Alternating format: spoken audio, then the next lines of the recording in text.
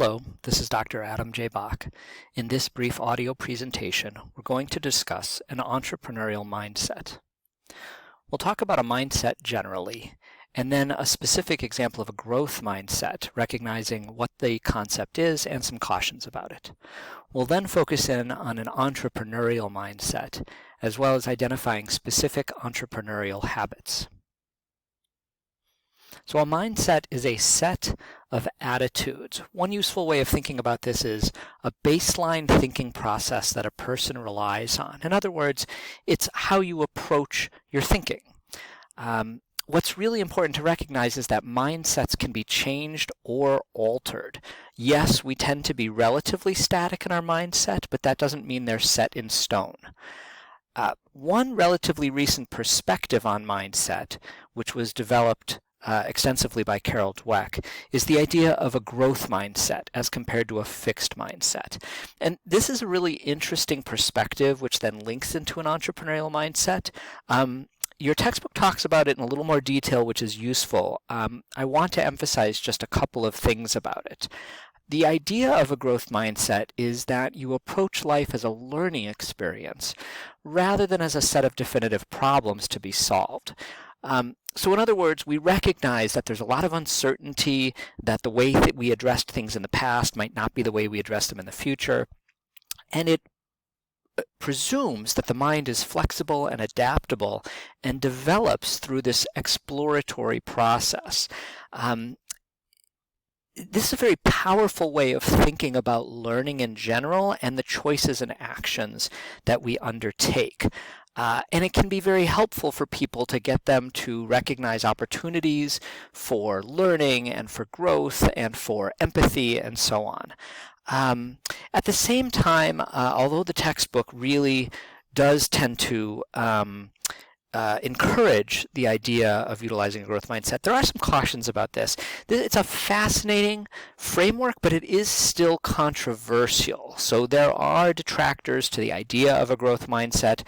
There is some research that suggests it doesn't quite generate the benefits in a learning environment that we might otherwise hope for.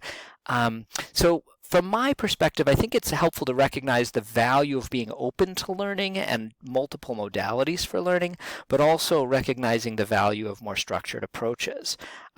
Broadly speaking, I think it's useful to have an open mind, and it's useful to approach problem solving with a positive attitude, the understanding that you can learn new things and you can solve new problems. Whether or not the growth mindset is a fundamentally sound approach towards learning is sort of still up for discussion. So what we want to then focus on is something slightly different, which is an entrepreneurial mindset. And in this context, what we're trying to say is that you have the ability to change the way you think in order to see more possibilities and opportunities.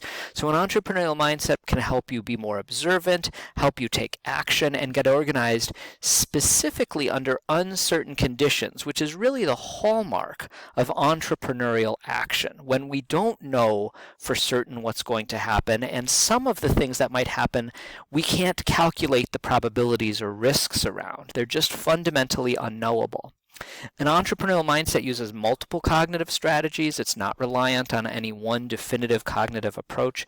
And then it also requires the capacity to control your emotional responses. Most people respond emotionally before they respond rationally.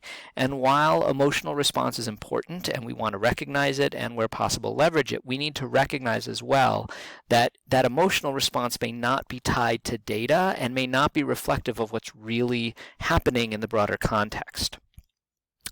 So in order to approach this, we sometimes talk about entrepreneurial habits. What we're really saying is that we're cultivating a set of specific skills that you can then begin to rely on automatically, that when you are approached by a problem or an opportunity, that these are sort of the techniques that kick in immediately.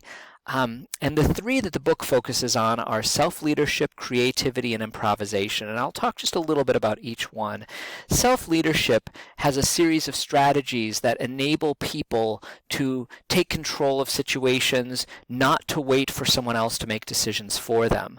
And these different strategies are behavior-focused, in which you automatically initiate certain types of behaviors that we know are more effective in problem-solving strategies, natural rewards, recognizing that you'll get certain benefits for certain behaviors, and then constructive thought pattern strategies in which you're very focused on making progress. Your book goes into these in a little more detail. They're useful to know and understand, but I want to talk a little bit more about the other two, creativity and improvisation, because these are the two that most students and managers struggle with more because they believe somehow that these are nature-driven, that these are people either have these or they don't have these. The reality is that while some people do seem inherently more creative than others, you might have friends or family members who are artists or musicians or writers, and you might just, or maybe even inventors, and you might just fundamentally think that these people are more creative.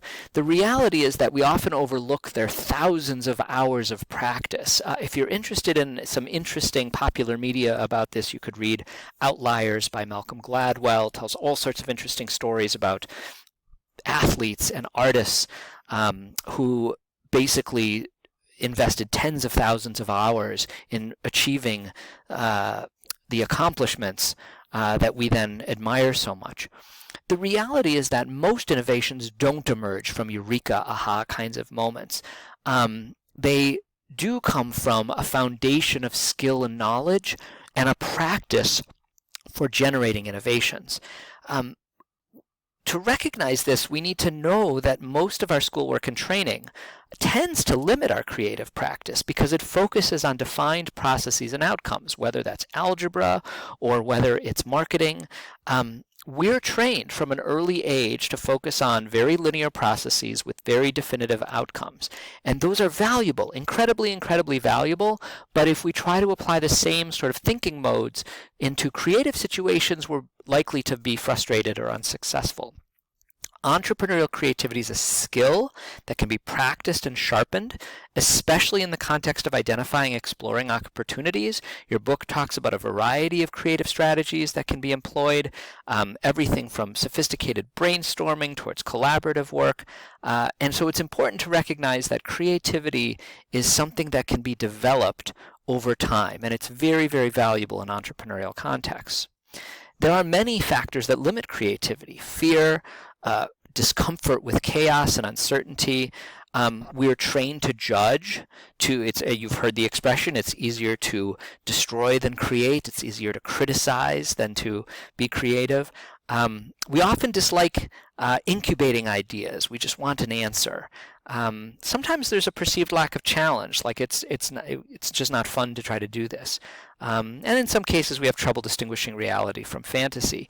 These come from a book called Conceptual Blockbusting by Jim Adams at Stanford. A great book. It's an older book. It's been revised many times. But if you'd really like to just sit down and think critically about being creative, this is one of my absolute favorite books, and I highly recommend it. I also want to talk briefly about improvisation. The misconception about improvisation is that it's just making stuff up as you go along. That's not really what we're talking about here. Improvisation is the ability to create new things based on a core set of skills.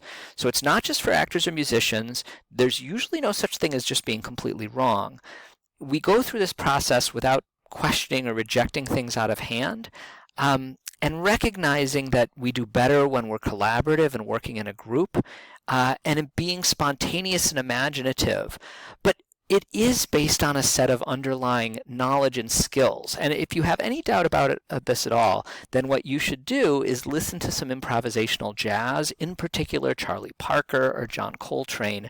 This is skilled improvisation, people who have committed thousands of hours of practice to their art. And because of that, they can work very quickly in real time to generate music without a plan in advance.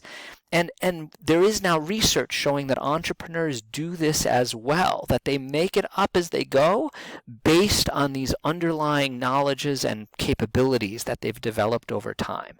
And so when we talk about improvisation, we're not just saying anybody can do it, that it's something that anybody could do in the right moment, with no background. The idea is that improvisation is spontaneity in the context of a foundation of skill.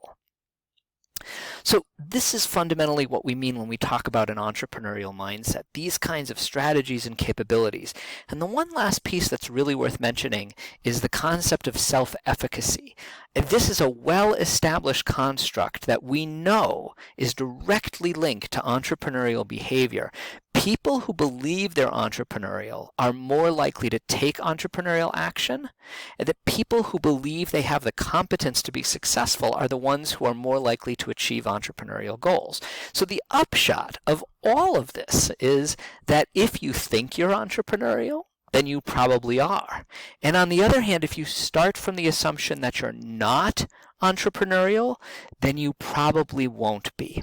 And so part of the core of this course is to give you the opportunity to put aside any prior assumptions you had. Maybe you just didn't think you were an entrepreneurial type of person. Thinking that will prevent you from taking on entrepreneurial opportunities. So this course is a time to kind of put all that aside and to recognize that almost anyone can be entrepreneurial, and here's an opportunity to learn more about it, and if you'd like, really immerse yourself in the world of entrepreneurial action.